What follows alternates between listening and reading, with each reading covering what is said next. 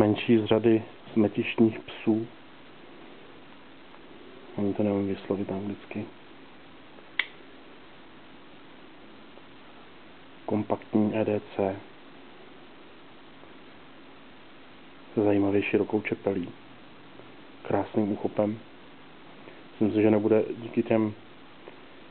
díky tomu vytvarování rukojeti nebude vadit ani ten hliník, ze který je vyrobený, takže to neklouže. Dá se to velice pevně držet. Mám většině spocený ruce, takže nemám problém ho udržet. Framelock, zajímavý zdobení rukojeti.